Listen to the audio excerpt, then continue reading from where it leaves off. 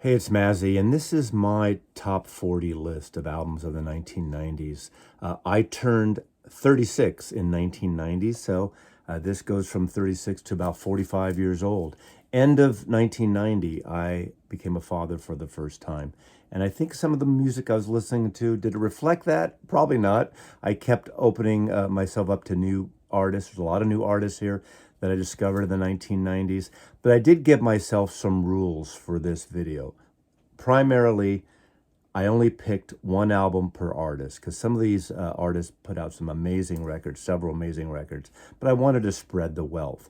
Also, I only chose records that I actually got as they came out in the 1990s or close to their release date. So there's going to be bands and artists you're going to say, Mazzy, you didn't include My Bloody Valentine.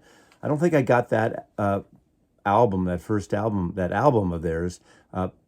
Maybe 10 years ago is when I first bought it and really listened to it for the first time. There are other artists like that. So there's going to be omissions, but these are records that I listened to, and primarily on CD. At the time, a lot of headphones the first few years when my son was younger, and then I would brainwash him by playing CDs in the car of a lot of this music. So these are in order going backwards from 40 to number 1. Again, subjective list, my list, my taste, suck it up. Now, this is one that I just love this record. I think it still holds up. And this is the debut by Sheryl Crow, the Tuesday Night Music Club. Sheryl Crow was a background singer to a lot of touring artists at the day. And in LA, at Tuesday nights, they put together this band of musicians and they recorded this record. And when I first heard Leaving Las Vegas, that sold me. I bought the CD right away. All I want to do was the one. And what's great, she shared a lot of the songwriting on this. Of course, I think If It Makes You Happy is my favorite song by Sheryl Crow on a different record. But we're starting at number 40 with Sheryl Crow. Next is the Verve, and it's not even Urban Hymns, a big album. This is their most adventurous album. This is called A Storm in Heaven. It's got that Britpop psychedelic thing that was happening early in the 1990s. What a great time. It was a decade of all the, the term indie and alternative rock. Of course, alternative rock started really in the 80s, at least the term for it. Unfortunately, there was all these subgenres that started happening, and like, give me a break, just call it rock and roll. Now, I have limited myself. I don't have any jazz records here. There are no soul records here, so I kind of stuck within this this kind of genre of rock and roll and pop music that I was listening to a lot myself. So again, you make your list and you'll have your titles, and if I decide to do a list of other genres, so be it. Coming in at number, I think this is 38. This surprised me when it came out. This is Madonna's Ray of Light. It got in this more sort of electronic thing. William Orbit co-produced it with Madonna. It was dance music. It was in your face. It was electronic. I friggin' love this record. And again, to this day, the song Ray of Light just really just explodes to you. And Madonna's the real deal. I've been a fan since the beginning. I don't buy everything Madonna, but this sort of was a rebirth for my love of her music. Madonna, number 38. Number 37. I think this was their major label debut, and that's Goo by Sonic Youth. Noise rock. I remember seeing them twice. The second time was when they opened for Neil Young, and half the audience at the Cow Palace just went out to grab a cocktail or grab a beer or something. But I think this is such a wonderful record, Sonic Youth. Next is the Red House Painters. None of these albums really had titles. This is nicknamed Roller Coaster, Mark Kozelex. They're playing around San Francisco, so I saw them quite a bit in the scene playing around. There was a really kind of dirgy soft. I like how they can be so loud and so soft at the same time, if that makes any sense. There's I think this is Mark Kozelek's best songwriting of all their records. I'm all in on the Red House Painters and some of his solo work. It's elongated guitar things. It's just, he's got this low voice that just it's in a way, it's very monotone, but it's really kind of beautiful and eerie at the same time. So Roller Coaster by Red House Painters. Number 35 is the debut album by Eels, Mark Oliver Everett. I always get that wrong. I bought this album because of the video of Novocaine for the Soul on MTV. I just fell in love with it. I would play this for my son. This came out, I think, in 1996. Cool. John Bryan's co-produced some of the songs on this album, and I've been all in on the Eels. It's just got that low-tone voice. Great songwriter. So number 35, the Eels out of Los Angeles. Coming at number 34 on my list is Depeche Mode's Violator from 1990s. This just makes it. Obviously, the band spills over from the 1980s. And this is my favorite Depeche Mode album. It's dark. It's interesting. It's got the song Personal Jesus, which ironically would become sort of a big comeback song for Johnny Cash when Rick Rubin brought him to American Records. But number 34, Depeche Mode's Violator. Next is Oasis, What's the Story? Morning Glory. Of course, we all know Oasis now. They never were as big in the States as they were in the UK. This is their second album. And of course, Wonderwall was the one song, the one breakthrough song in the States here. I saw them at a small club on their very first tour called the Bottom of the Hill Club in San Francisco. And I think the Brian Jonestown Massacre was on the bill as well. So it was great seeing them in a small club. Sometimes I think they're samey.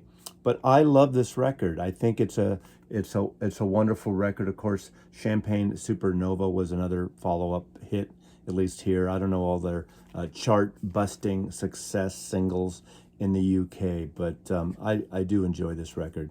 Oasis, What's the Story? Morning Glory, the Gallagher Brothers. Coming in number 32 is Introducing by DJ Shadow. Now, this is interesting for me because this is a mix tape, in essence. This is a DJ doing sampling and doing,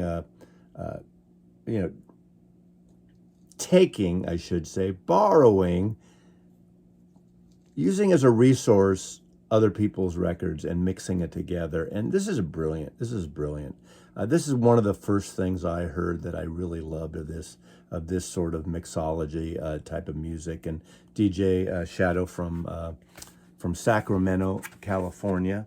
I just love the cover, Record Store, the digging here on here. A friend turned me on to this, and I fell in love with this record. In a way, you could say it's a modern day Pink Floyd. I mean, that's gonna be sacrilege to stuff to people who don't like DJs and thinking, what's the talent there? But there's a hell of a lot of talent in this record. So, Introducing by DJ Shadow at number 32.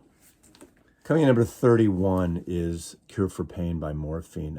What a great trio. You got two-string bass, Mark Sandman, who unfortunately died way too young. You got the great baritone saxophone Dana Colley and Jerome Dupree on drums. And they had a very unique sound. It's a hybrid of post-punk, jazz, avant-garde, but just in your face, but really, really gorgeous music. In fact, Light in the Attic just issued their final two albums, their major label debut, as well as the posthumous album. But number 31, Morphine, Cure for Pain. Saw them at the Warfield Theater once, and they were fabulous. And unfortunately, they were, a band that should have lasted because they were diving into new territory. So Morphine, number 31. Coming in number 30 is Elliot Smith's Either Or.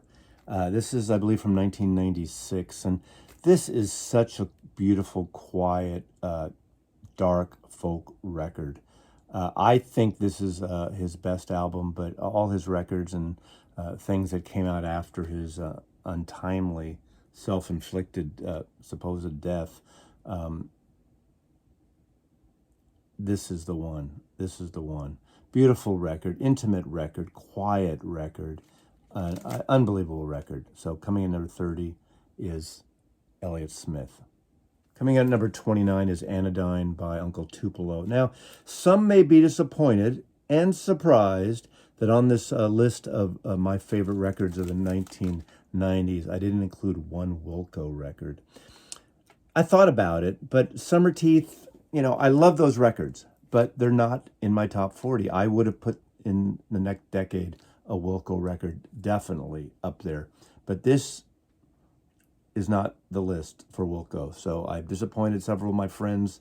I'm sorry, but Uncle Tupelo will have to do. Jeff Tweedy and Jay Farrar, Max Johnson, and Kent Coomer.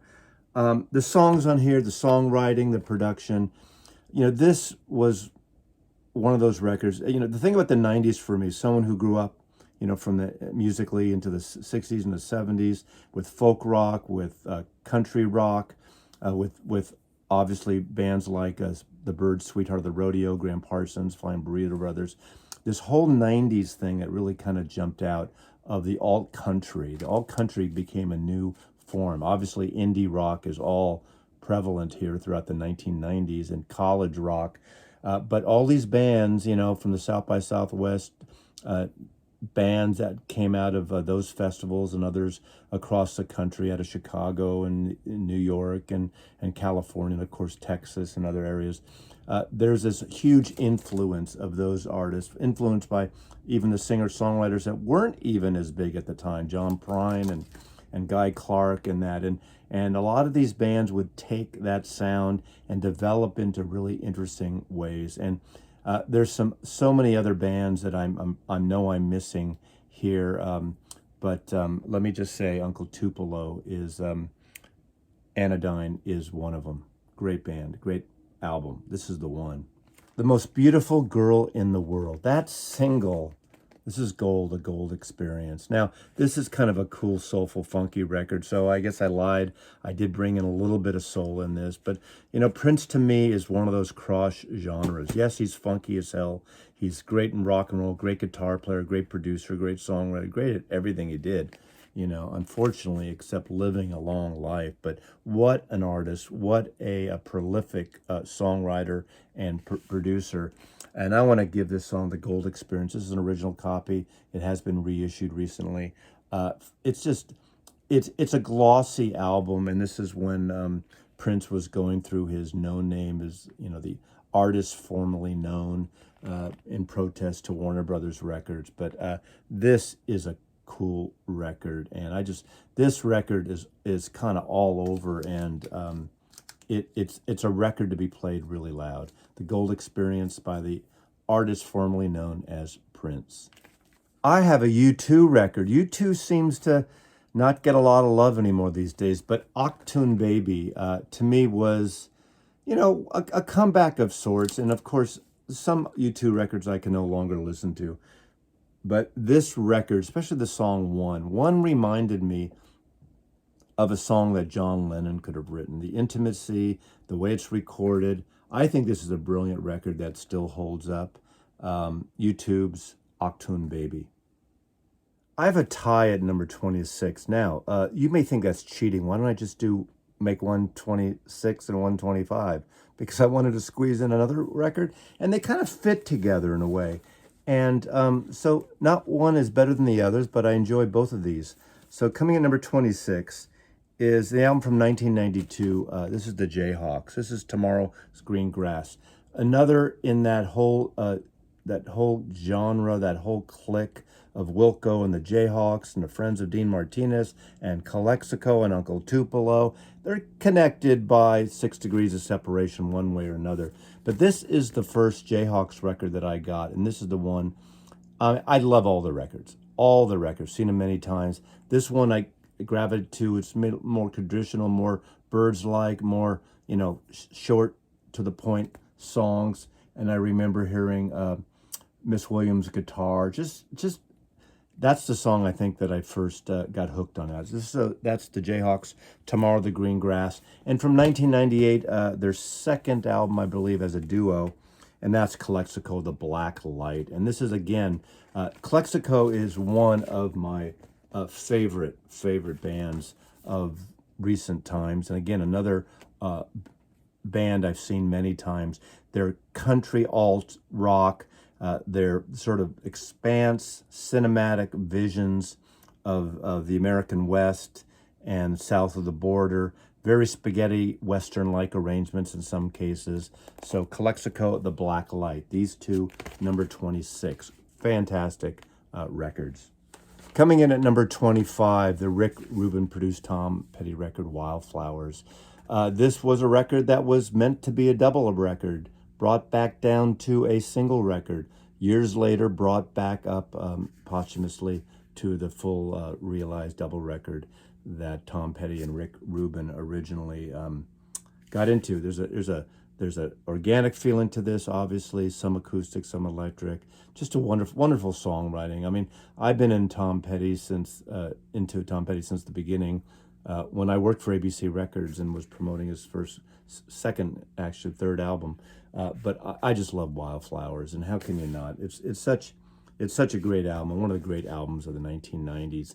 This is probably one of the few artists from the 70s that I have here on this top 40 list into the 90s. He was making records, to the very end, wonderful records that we all can enjoy.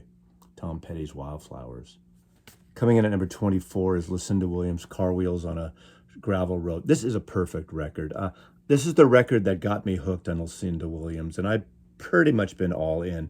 She's got this rock and roll swampy country thing that the Rolling Stones had on some of their songs, like Girl with the Faraway Eyes and Sweet Virginia, but even, just Exile on Main Street and, Wild Horses, those kind of things.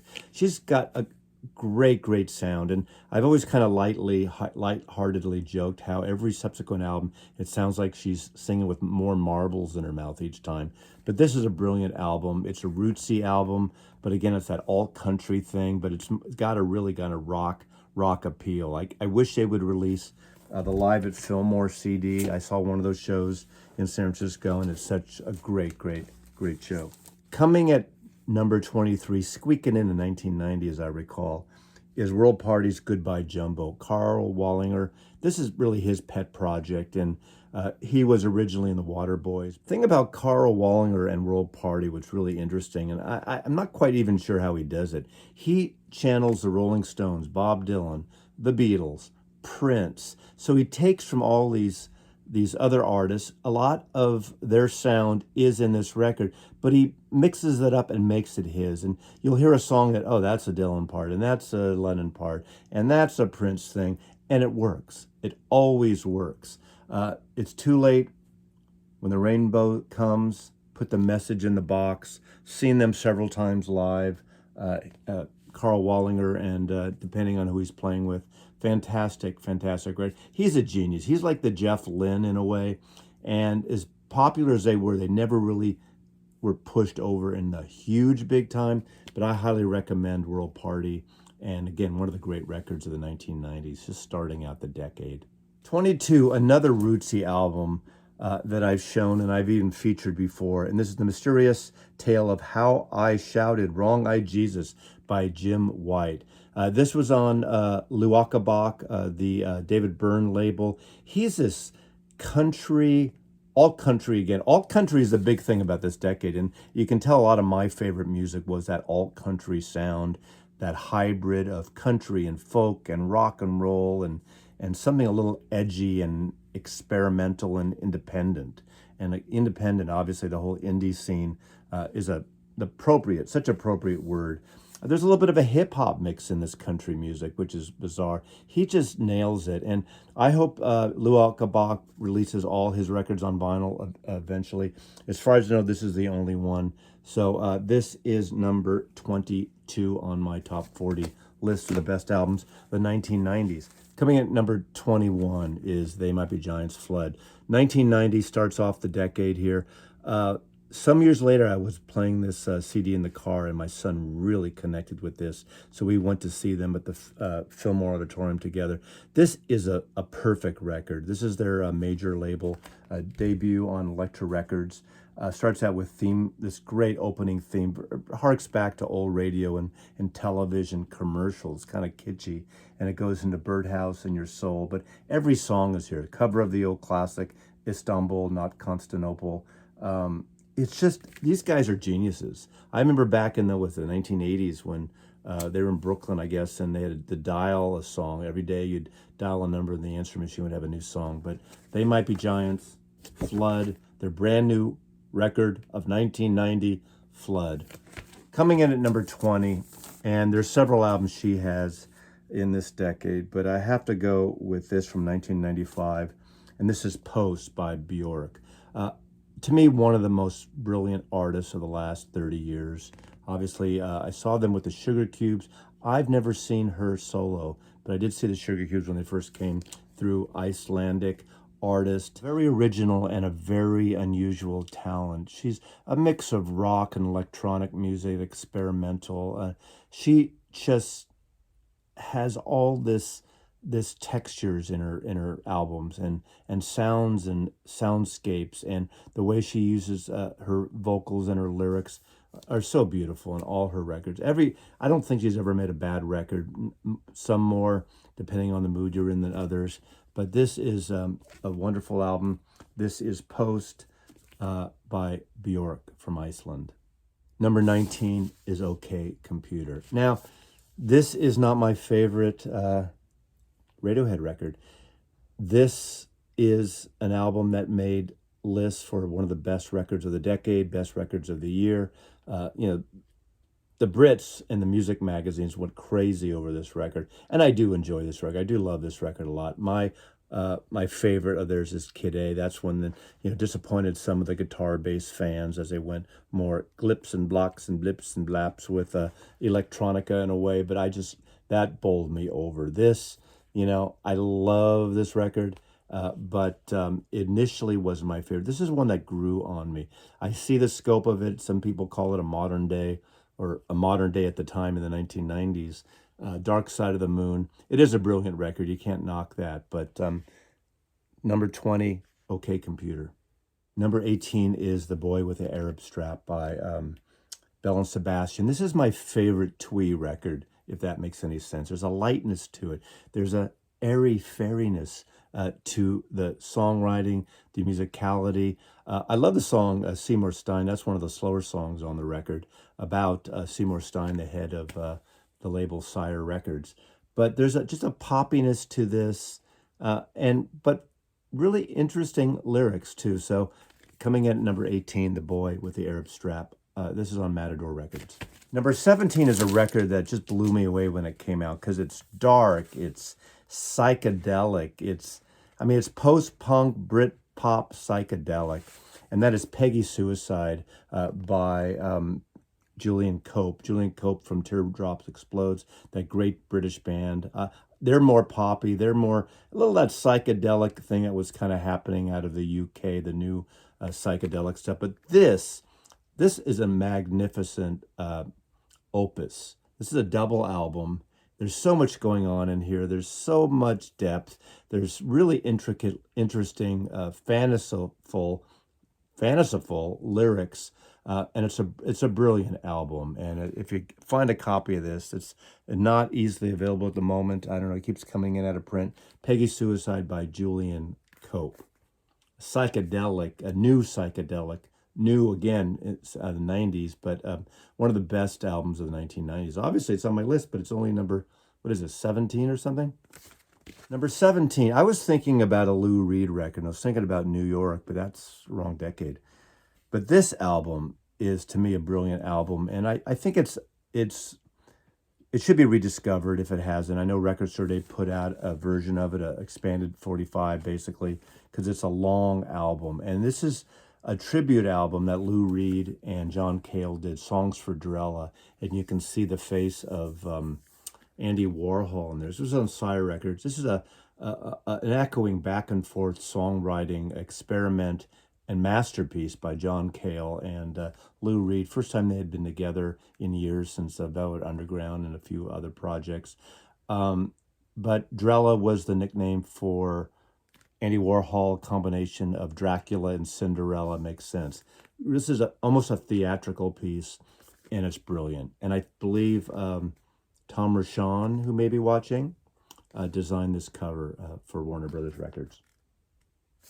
Number 15, a record that really changed the 1990s, and that is Nirvana's second album, Nevermind. Now, some people like In Utero, some like the first album. This is the one that grabbed me because it is the most commercial, granted. And, Smells Like Teen Spirit. You can't argue the greatness of that album. This record was produced by Butch Vig, who would later be a founding member of Garbage, the band Garbage, with Nirvana. I did not pick any other grunge albums. I didn't gravitate to grunge initially. I did get 10 by Pearl Jam, and as much as I like the record, it didn't make my top 40. But this one did, and I just played this again for the first time in a couple of years, twice this week, and it really stands up. It is a great record, and it really was a groundbreaking record for all of a sudden everything that was happening in the 90s. In a way, not to compare them to the Beatles like as greatness, and we could argue that, people argue that, but when the Beatles came out, everything that was happening before 1964 in America, all that other teen idol music, and like, forget it. Nobody wanted it. When the whole grunge thing happened, the indie thing, the alt rock, I guess you'd call it, things changed and nothing was the same. Maybe that's a good thing. And all that, big shoulder pad, electronic fake drum crap, and tinkling keyboard thing was flushed down the toilet, and hopefully until revivals never heard again, at least in my house. Coming in at number 14 is The Breeders. Are The Breeders, is The Breeders. The Deal Sisters. This is their second album. I do love their first album with that great fun cover of Happiness is Warm Again. That's 1990. Recorded mostly in San Francisco at Coast Recorders. Now, if you've never heard of Coast Recorders, I have. I've even been there. It was on Mission Street. Later, it would change the name, and Neil Young did an album called Toast, and it was changed to Toast Recorders. This is, again, another that post-punk darkness, very grungy, very thick, but beautiful melodies and some really wonderful hooks in here. Of course, Cannonball was the song that was the single on here, and this actually did really, really well. This is a brand new reissue that just came out in the past week, and it's a brilliant, brilliant record. It is a dark record. It's a noisy record. The whole indie noise thing was really a big part of this, of course. A lot of it had started with the underground industrial bands of the 1980s, and obviously these bands, these grunge bands, and other bands in middle America and around America, not just on the left and right coasts, came up and came out and created this amazing music. So The Breeders, what a wonderful record. This record is called Last Splash, and it's on 4AD. Vaughn Oliver did these brilliant covers and art direction for 4AD Records. Coming in number 13 is Sam Phillips, Martinis and Bikinis. I love this photograph by Jeff Kern. What a great series of conceptual photography. Sam Phillips had a brilliant songwriting career, a brilliant series of records, originally on Virgin Records, produced by her husband at the time, T-Bone Burnett. Pop, a little off, little dirgy, a lot of Beatle hooks too, really wonderful vocal and double tracking vocals, and great arrangements by her and T-Bone Burnett. It's just a wonderful, wonderful record. Martinis and Bikinis, Sam Phillips. Coming number 12, I think, is the only 60s artist I have on here, I think, and that's Paul Simon's Rhythm of the Saints. This came out in 1990, so this also starts the decade. He had done Graceland, which was a massive, massive hit, bringing in, just a mix of African music, and he brings sort of a South American music here and the rhythms and things, and this is a really good album. Really well recorded, produced by Paul Simon with Roy Halley engineered, who worked on a lot of the later Simon & Garfunkel records. This has Obvious Child, but the percussion on here, the music on here is brilliant. Paul Simon, I can't say enough about him. He's one of the great songwriters and artists of in my lifetime, and I believe he's one of two artists from the '60s on this list, I believe. Coming in at number 11 is Mazzy Star, So Tonight That I Might See. I was Mazzy before Mazzy Star was Mazzy. Hope Sandoval and David Roback mainly, Keith Mitchell, William Cooper, Jason Yates. This was that ambient, lush, dream pop record that you'd hear in every clothing store, cafe, candle shop forever throughout that decade and to this day with Fade Into You, that really lush, ever so slow, almost like it seemed like, you're just tripping slowly, dreaming. Dream pop is what it pretty much is. Mazzy Star, this is a classic record. The couple of records, 2 or 3 records they did, and even Hope Sandoval's solo records are great, but this is the one. This is the one that really this is the one, Mazzy Star. Coming in number 10 is a debut and a dark, angst young woman, a piano player who wrote intense lyrics. I mean, she looked like she was 16 and she sounded like she was 50. And I mean that in terms of the darkness of her writing and just she bared her soul and the way she played the piano. And there's several albums she put out in this decade, but her debut album is this one, and this is Titled by Fiona Apple. This is number 10 for me. I absolutely adore this album. This is like if there was a female John Lennon channeled in from, the Plastic Ono Band, the angst, the, self-actualization, the Arthur Janoff primal therapy, this would be it. And she would get even more intense as her albums went on. But this is my number 10 record, Fiona Apple, Title. The 90s were a good decade for women from my point of view, and actually there's a lot of women in this list here, this 40 list, but amongst my favorites, you can't argue with this one. Liz Phair's Exile in Guysville, more or less a song-by-song response to Rolling Stone's Exile on Main Street. This is a no-hold-bars confessional, in your face, like nothing censored, and just like love this record. And I saw her around the time this came out, Liz Phair. I think she's been touring this record again. She's made several great records. This is number 9, Exile in Guysville. Number 8, Wrecking Ball by Emmylou Harris. This was a total switcheroony for Emmylou Harris. Daniel Lanois gave her a richness, a layer of texture that she hadn't had before in her country rock albums. I love those albums. You can't take away the greatness of Emmylou Harris and those records. Coming out of collaborating on 2 wonderful records with Graham Parsons, and then being signed to Warner Brothers and doing her own. This was something very different. Nonsense Records. There's a depth to this. Neil Young song, Gillian Welch songs on here. Great interpreter, but she made these songs her own. What a wonderful, expansive record. This is Emmylou Harris, Wrecking Ball. Number 7 is I Do Not Want What I Haven't Got by Sinead OConnor. Her second album, obviously Line the Cobra, I think is her best album. Intense, explosive. This has some in-your-face music, but of course it has the hit, the Prince cover, Nothing Compares to You. And I don't care what anyone says, she nailed it. This is the definitive version. Take that, Prince Estate. Obviously, The Emperor's New Clothes was a great hit as well, but what a great record. And it's all magnified just because we lost her so young, just so recently. Coming in at number 7, Sinead OConnor. Number 6 is one of the greatest artists of the last 30 years, and that's Beck. This is Odelay.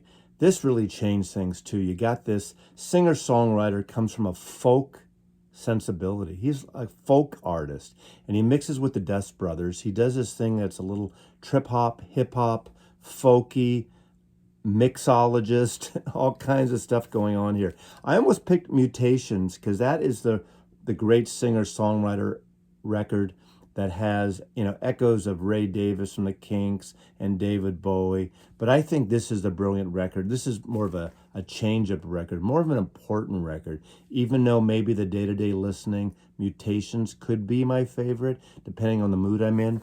But this record is such a brilliant record. Odelay by Beck. Number 5 is one of the greatest comeback records in the history of comeback records for any artist, in my opinion. And this is Johnny Cash. Cash. This is Rick Rubin really literally drags him out of a honky-tonk club he's playing and says, let's make a record. Who the hell are you, Buddha? This is a brilliant record. He stripped everything down that the old record companies were doing to Johnny Cash. Those later Columbia years, the Mercury years, they didn't really care. He was a has-been in terms of, from the record business point of view. Nashville abandoned Johnny Cash, and it took this, hip hop, heavy metal producer to take some songs and make some brilliant songs and give them to Johnny Cash. What a wonderful album. Number 4 is Sleep with Angels by Neil Young. Another comeback in a lot of comebacks. Obviously, the 90s were good. He became the godfather of grunge. I mean, you could do the first few albums of the decade, but this is from 1994. This is Sleep with Angels. I would play this CD in my car as I was driving up the coast, way up to Northern California from San Francisco on these long drives. This is a beautiful record. I'd say the only track, piece of crap, could be deleted, and I wouldn't have a problem with that.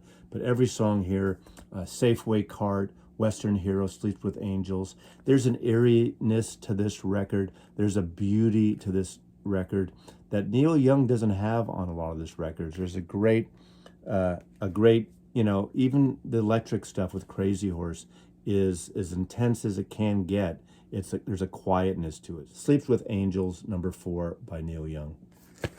One of my memories of playing music, blasting music in the house after my son was born was holding him up and running around the room when Losing My Religion was playing by REM.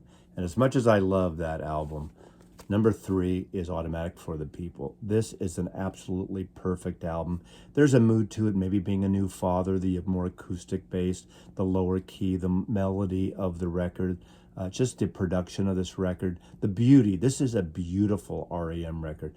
I was all in. I grew up with REM, going to see them many times during their IRS years. I love that music. There's a certain interesting joy, that's joy is not the word, of not understanding one friggin' lyric that Michael Stipe said on most of those early albums. But this record, Drive, Sidewinder Sleeps Tonight, which obviously takes from The Lion Sleeps Tonight a little bit. Everybody Hurt is one of the most beautiful songs ever in the 1990s. Same with Night Swimming. The orchestration on that, the string section, the piano playing, Man on the Moon, Fuck Me Kitten, Monty Got a Raw Deal. I mean, every track on this is a perfect album. I believe another Tom Rochon design at Warner Brothers Records. But number 3, REM Automatic for the People, a perfect record. These are all perfect records now, the top 3. And number 2, another perfect album is Nick Cave's Boatman's Call. Piano-based, wonderful songs. This is the album that really, truly sucked me into Nick Cave. I like all his music. I like his rambunctious, in-your-face, no holds barred, but that's not what this album is about. This is intimate. This is sexual. This is spiritual. This is about love and sex and death, and it's one of the most beautiful records you'll ever hear. Piano-based, Nick Cave, and the Bad Seeds, Boatman's Call. And number 1, and these last 3 records all could have been number 1, in fact, I kept mixing them up, but I think, again, the last boomer artist, and it started a late career series of amazing records, and that's Time Out of Mind by Bob Dylan. This is co-produced by Daniel Lanois. There is a new mix, a Daniel Lanois-less remix, I'm torn which one I like better. Sometimes I like this one. Sometimes I like that one. I like the atmospheric. I like the darkness, the you know, that intensity, the thickness of this record. Some people like the new remix where everything's lifted and it's allowed to breathe more. I get it. I get both. This has some of his most beautiful songs that he's written in years up to this time. He had done several albums of blues covers, and he was kind of lost through the 80s, but into the 90s. This is later. This is 1997. This is a perfect record, too. So that is the end of my 40 favorite albums of the 1990s. Thanks for watching. It's always subjective. See you next time. Mazzy loves you.